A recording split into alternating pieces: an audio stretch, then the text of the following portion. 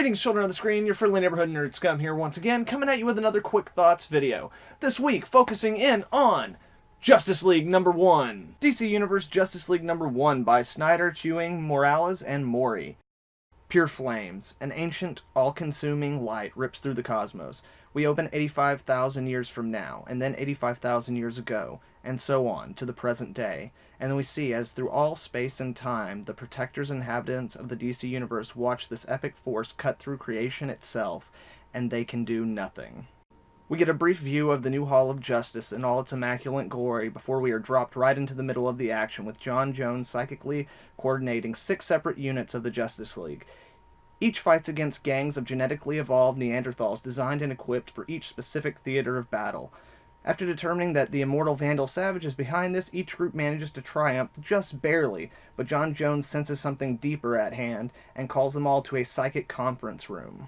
John tells them of the ancient power headed their way and its purpose, evolution. But what does that mean? Will the Earth be elevated or ripped asunder to pave way for what comes next?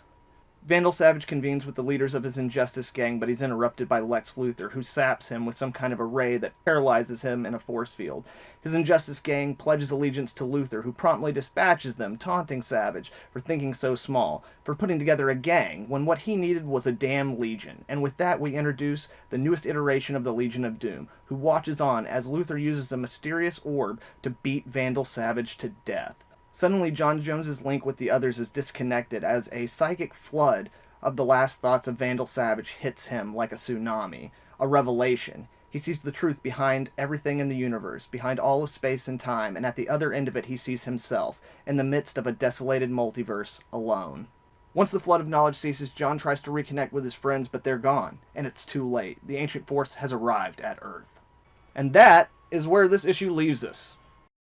Right on, guys, so the art in this book is really solid. In fact, my only real complaint would be kind of some inconsistencies in the art, which really isn't that big a deal. What it is things like a character in some panels will have their face fully drawn, but then in like another panel on the same page, another character who's still the focal point of that panel, the features on their face won't be very detailed at all.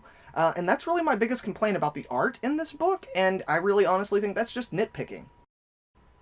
The writing is on par with pretty much everything else that we've seen from Snyder here recently in terms of his big events. There's a lot of characters, a big ensemble cast, it's very fast-paced, it's very dialogue-heavy, although the dialogue moves at the same pace as the rest of the story, so it really works out. Despite having that big cast, he knows who we know and who he needs to give nice little character moments to really, like, crystallize like what their function is in this new kind of scheme of Justice League. And some of those moments were really nice. So we got some action, we got some character stuff. It's the first issue, and I personally feel that it was a really great setup. Right on, guys, so in conclusion, yeah, I enjoyed the art in this book. I thought it was really good. I enjoyed the writing in this book. I thought it was really good. I thought it was a great setup for what the new status quo of this Justice League book is going to be. So all in all, guys, this week this book is going to be getting 4 out of 5 GGs and a recommend. But that's just what I thought, guys. What do you guys think? Let me know down in the comments below. And if you like this video, please leave a like and share it with some friends. That's more important now than ever with everything YouTube's changing up on small YouTubers like myself. If you're not subscribed, please subscribe and hit that little bell so you can get updates on all the dope content I'll have coming out in the future. And furthermore, guys, if you'd like to follow me on Instagram or Twitter, I'll have the link for those in the description below. Thank you very much, children of the screen. I hope you all have a good one. Nerd Scum, out.